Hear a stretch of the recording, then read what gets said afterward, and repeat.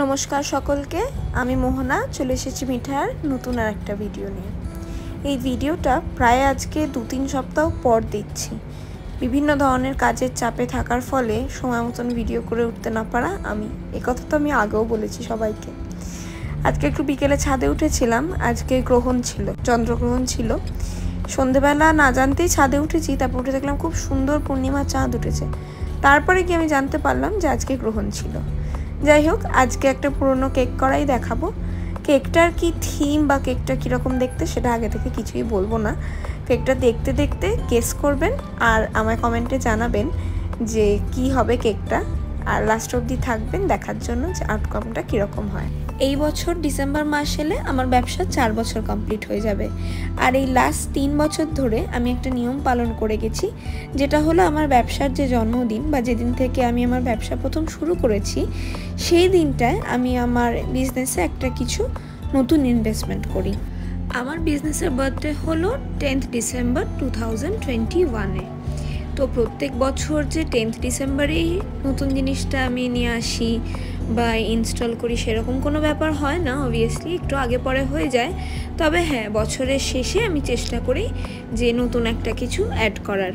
সেরকমই এবছরেও প্ল্যানিং আছে যে কিছু একটা ইনভেস্ট করব আমার বিজনেসে। তো অনেক কিছু লিস্টই আছে, তার মধ্যে দেখা যাক কোনটা ইচ্ছে মতন করতে পারি। আর যদি করতে পারি তাহলে নিশ্চয়ই সবার সঙ্গে শেয়ার করব সেটা। এই কেকটা অনেকগুলো ছোট ছোট পার্ট মিলিয়ে করতে হয়েছে, তাই বিভিন্ন শেপের কেকগুলো বেক করে নিয়েছিলাম একসাথে। সেগুলোই একটু একটু করে আলাদা আলাদা করে আমি ক্রাম্ব কোট করে ফ্রস্ট করে নিচ্ছি। তবে এখনও আমি কেকটার কিন্তু অ্যাকচুয়াল থিমটা বলবো না, আর কিছু দূর গেলেই আপনারা বুঝতে পেরে যাবেন কি থিম। বিগত 3-4 মাস একটু একটু করে ভিডিও, রিল এসব করে করে আমার পেজটাকে একটু চলমান করেছিলাম। কিন্তু লাস্ট 1 মাসে আবার যেহেতু একটু ইনঅ্যাক্টিভ হয়ে গেছি, ইনঅ্যাক্টিভ ঠিক না, তবে যে ফ্রিকোয়েন্সিতে ভিডিও বা রিল দিচ্ছিলাম সেইটা যেহেতু দেওয়া হয়নি, তা যথারীতি ফেসবুক আমার পেজটাকে আর রেকমেন্ড করছে না বা আমার রিচটাও আর সেই পর্যায়ে নেই। তো এখন এটাই বুঝতে পারলাম যে যদি একটা ফেসবুক পেজ চালাতে হয় আর তার ওপর যদি বিজনেস ডিপেন্ড করে থাকে, তাহলে জীবনে যাই চলে যাক, যত ব্যস্তই হই না কেন, যাই হয়ে যাক না কেন, ভিডিও করতেই হবে আর সেটা পোস্টও করতে হবে। তাই ফোন থেকে খুঁজে বার করে দেখলাম যে এই ভিডিওটা আমি করে রেখেছিলাম, এটা কখনোই শেয়ার করা হয়নি, তাই এটাই শেয়ার করলাম সবার সাথে।